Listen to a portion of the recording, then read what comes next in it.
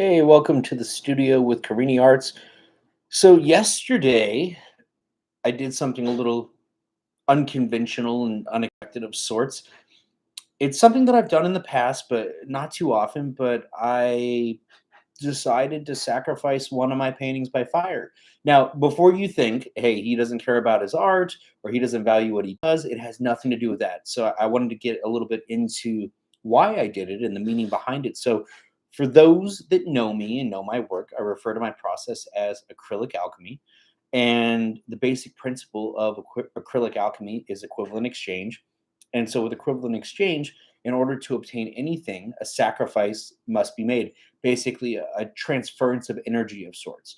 And so, by recycling and returning one painting to the earth, I'm generating the energy, the creative energy for future stories. So the idea of energy being cyclical. And when I was done with burning the painting, I collected the ashes and I'm going to work them into a new painting telling the story of a phoenix rising from the ashes. And I did make sure that I documented the vast majority of the experience. I did a couple live feeds on Instagram and Facebook beforehand, and then I got some video during and also some photos. So I have actually posted some shorts here on YouTube that you can check out. Seeing that, I'll be posting more in the next couple days too. But if you want to see more, you can also go to my Instagram page at Acrylic Alchemy or my Facebook page at Carini Arts, and you can see more about the meaning behind that. I did try to include a lot in the description here, but I did want to share with you. I do have the ferrule of a brush that I sacrificed last night, along with one of the pieces from the painting. So I'll smash this up and I'll work this into my paint, and that will be part of a new story for a new collection that I'm going to be working on. I've been feeling out of sorts lately, and I think a lot of people have in 2020, 2021. And I decided that rather than try to control everything, which is normally what I do when things go to chaos, I said, you know what? Let's just let go of the wheel and kind of see where it goes. And so I'm allowing life, I'm allowing energy to breathe and move in the direction that it wants to, as opposed to trying to force it. I talk a lot about that with painting, about not forcing your painting to become something that it doesn't want to be. That your painting, in a sense, is your partner in a dance or in a song or in a performance. And so it has to be able to take its steps, to have its voice. And you have to work with each other as opposed to against each other. And so in doing so, you maximize the beauty, the honesty of what something can be rather than trying to force it to be something that it is not.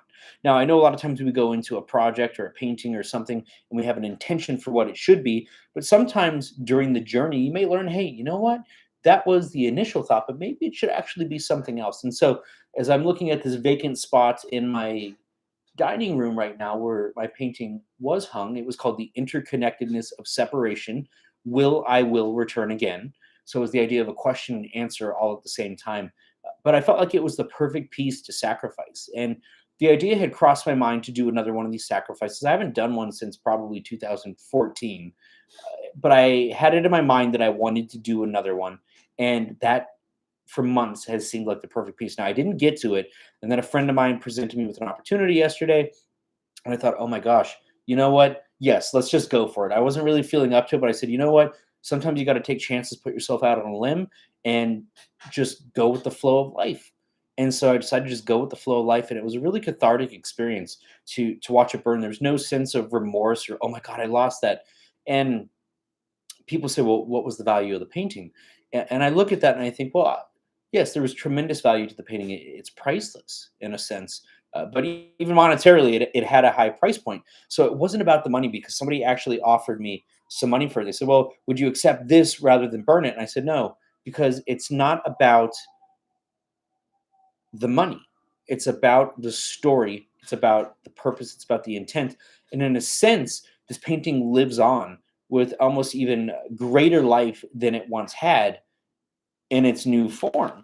So again, it'll be worked into a new painting telling the story of a phoenix rising from the ashes.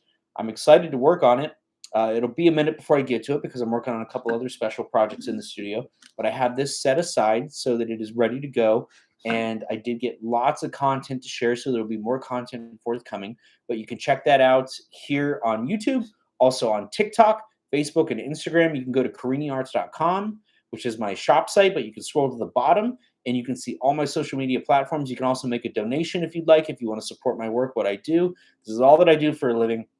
And a lot of the things that I do for free. So I do depend on your generosity to keep me going.